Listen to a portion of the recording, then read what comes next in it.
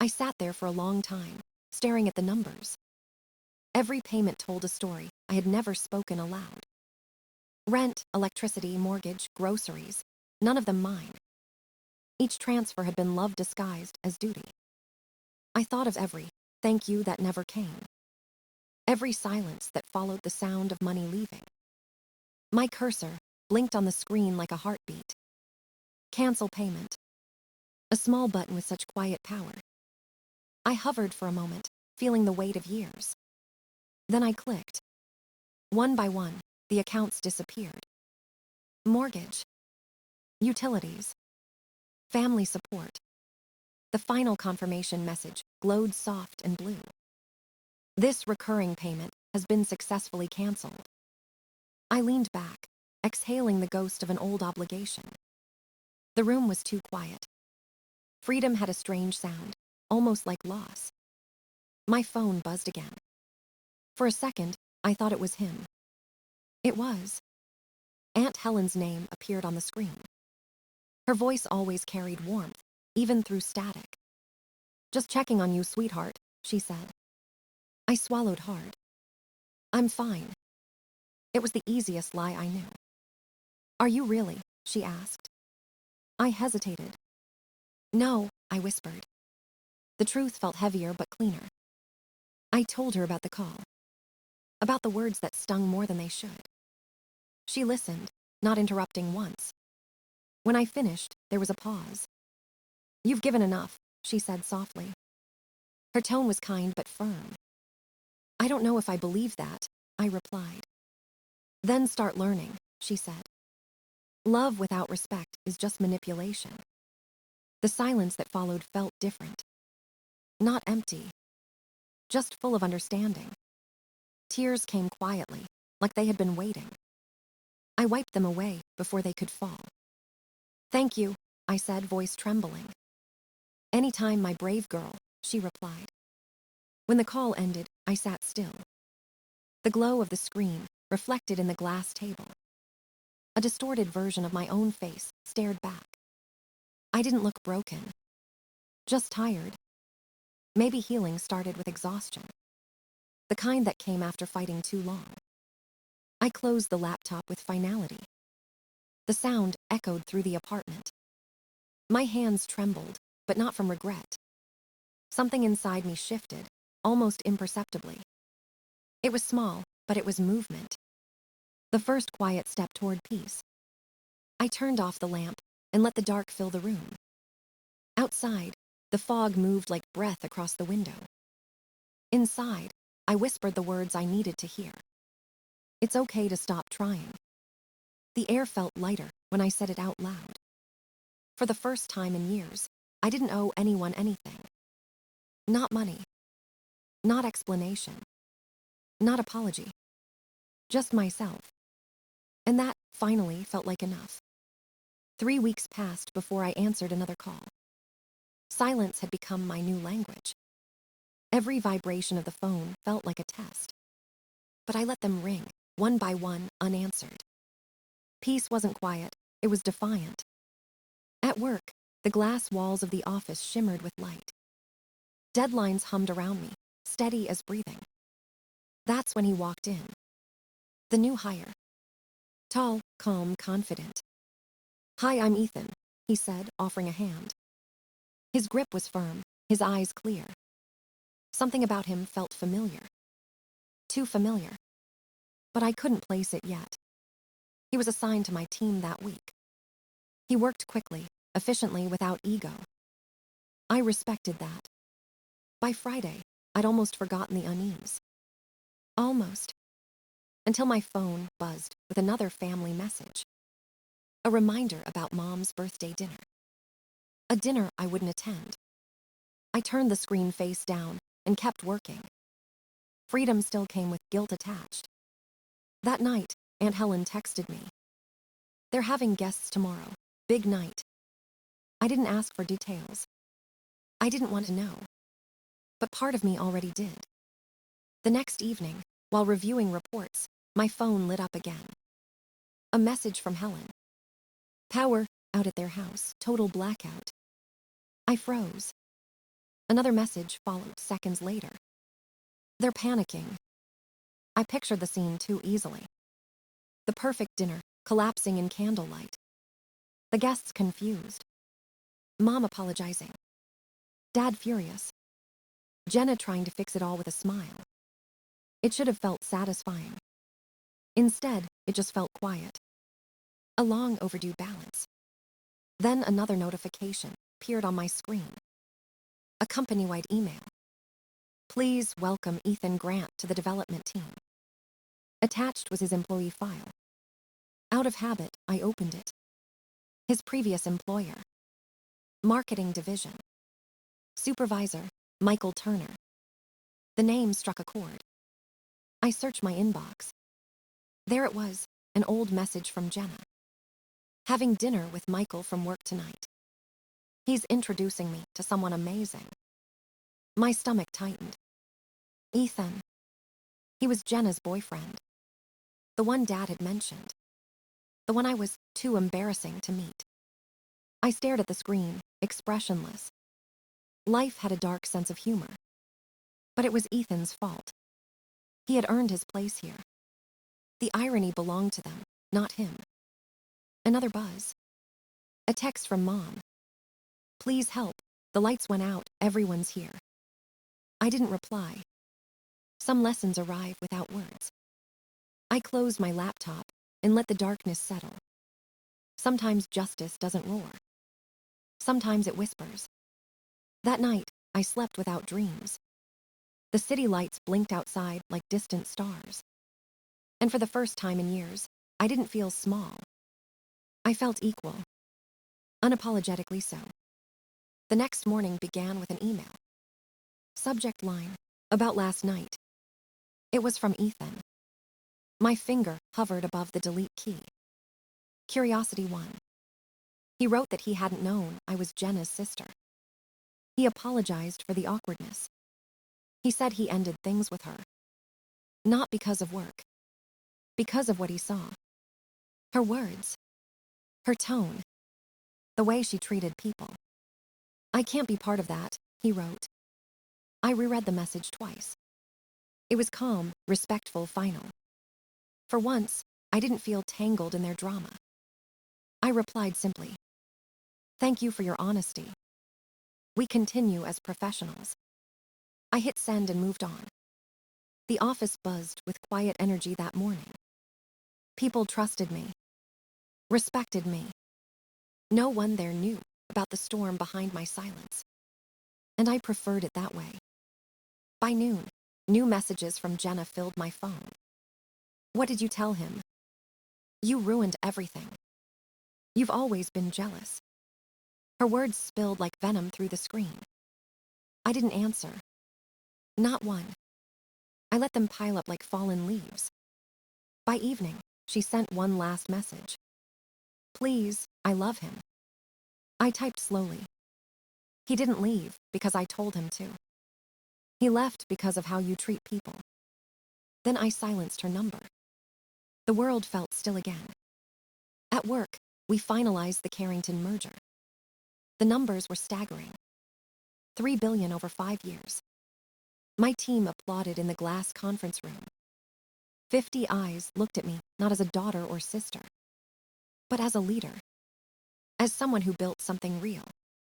For a fleeting second, pride replaced pain. Any questions? I asked. Hands raised. Ideas flowed. Ethan sat quietly at the back, nodding along. Professional. Composed. Respectful.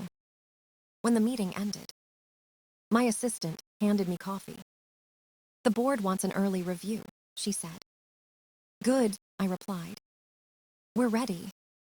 That night, I met Aunt Helen for dinner. She buttered her bread and gave me a knowing smile. The cousins are gossiping, she said. About what? About how your parents treated you. I stopped mid-bite. They know. Oh, they know, she said, satisfied.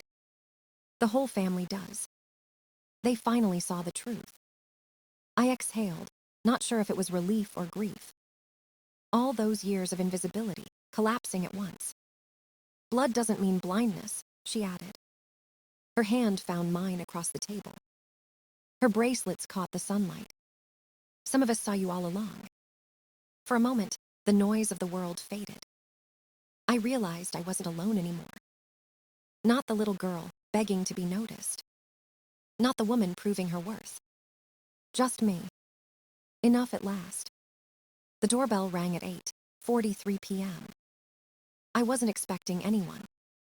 The sound froze me mid-step. Through the camera feed, I saw them. My parents. 2 suitcases at their feet. I thought about not answering. Peace had finally found a home here. But avoiding them would change nothing. I opened the door. Lynn, my mother said, reaching out. We've missed you. Her voice was sugar hiding steel. My father stood behind her, hands in pockets. Can we come in? He asked. I stepped aside without a word. They looked around, eyes catching on the view. You've done well for yourself, Mom murmured. Dad cleared his throat. Maybe we overreacted about Thanksgiving. The same tone he used when not apologizing. I poured them water. We sat in silence that stretched too long. Finally, he spoke. With your position and all, maybe you could help us again. My fingers tightened on the glass. How much? I asked. $2,500 a month, he said. Not much for someone like you. The audacity almost made me laugh. I kept my voice even. And how much will she contribute? Mom blinked, avoiding my eyes. She's not doing well. The breakup was hard. Of course it was. It always was for her. I set the glass down carefully. You have 2 options, I said. Either Mai contributes equally, or we draft a legal agreement for your house. Dad's face reddened instantly. You're setting conditions for family. I'm setting boundaries, I replied. He slammed his palm on the table. We raised you. You owe us respect. I met his eyes, calm and clear. Respect is mutual. You taught me that by not showing it. Mom's tears began to fall. You're being cruel, she whispered. No, I said softly. I'm being honest. For a moment, none of us spoke. Then he stood, jaw tight, pride burning where love should be. Come on, he said to her. We're leaving. I didn't move to stop them. They gathered their suitcases, their silence heavy. At the door, my mother turned. We just wanted family, she said. So did I answered. The door clicked shut behind them. Not a slam. Just a soft ending. I stood there, motionless, listening to the quiet. No guilt. No trembling. Just stillness. Outside, the city lights shimmered through the glass. Inside, something inside me settled for good. Love without boundaries isn't love. It's surrender. And I was done surrendering. I turned off the lights and let the night hold me. Finally, it didn't feel empty. It felt like peace. The ballroom shimmered with silver and light. My name echoed through the speakers. For innovation in medical technology, the award goes to Lynn Tran. Applause rose like a wave. I walked to the stage, heart steady, heels silent. The award felt cool in my hands. 1,000 hours, condensed into this single moment. From the crowd, I spotted 2 familiar faces. My parents. Sitting in the back row, overdressed, hopeful. I didn't falter. I smiled for the cameras. Thank you, I began. Innovation doesn't happen alone. I let my gaze drift toward Aunt Helen. I'm grateful to those who supported who I am, not who they wanted me to be. The room erupted in applause again. Their faces blurred in the light. Later, as people mingled with champagne, Ethan found me. He looked nervous, glass trembling slightly. Got a minute? He asked. We stepped aside into a quiet corner. I wanted to say something, he said. After Jenna and I broke up, she told me stories about you. His voice lowered. She meant to justify their behavior, but it did the opposite. He met my eyes. You did the right thing walking away. I didn't realize how much I needed to hear that. Thank you, I said, meaning it. That night, social media exploded. Photos of me, holding the award, filled every feed. Then came my mother's post. So proud of our daughter, it read. The caption, we always knew she'd change the world. Hundreds of likes, comments, hearts. Relatives I barely knew joined in. Proud cousins. Supportive uncles. All rewriting history in real time. But the internet remembers. Old classmates posted pictures of my graduation. Mom and Dad were nowhere in them. Former coworkers shared screenshots of messages. Proof that pride had never existed before tonight. The truth unraveled in public silence. I stayed quiet. I didn't correct anyone. I didn't defend myself. The world was already doing it for me. 3 days later, I posted one photo. My apartment. A table set for 12. Friends, colleagues, Aunt Helen. Laughter caught mid-frame. The caption read, grateful for those who celebrate the journey, not just the destination. The comments filled with warmth, not performance. Real people. Real connection. I scrolled once more before turning off my phone. For the first time, the screen didn't feel like a mirror of loneliness. It felt like light. I looked out at the city below. The bay shimmered with reflections. Some stories, I thought, don't need revenge. They just need distance. And in that distance, I finally saw myself clearly. Not the daughter. Not the sister. Not the disappointment. Just Lynn. Whole. Unshaken. Enough. The morning sun spilled through the blinds. My inbox overflowed with congratulations. But one message caught my eye. Subject, from Mom. I didn't open it. Not yet. Instead, I packed my laptop and drove. Back to the neighborhood I once called home. The streets felt smaller, older. Paint peeled from fences once pristine. I parked across from the house. The garden was overgrown. The windows dusty. Time had carved deep lines into everything. I rang the bell. Dad opened the door, surprise flickering to tension. Lynn. My name landed like a question. Can I come in? I asked. He hesitated, then stepped aside. Mom appeared from the kitchen, smiling too brightly. What a wonderful surprise, she said. Her perfume smelled like memory and desperation. The living room hadn't changed. Same sofa. Same faded rug. Only smaller now somehow. Sit, she offered. I placed my bag on the table. Bills and unopened envelopes sat stacked beside a cracked vase.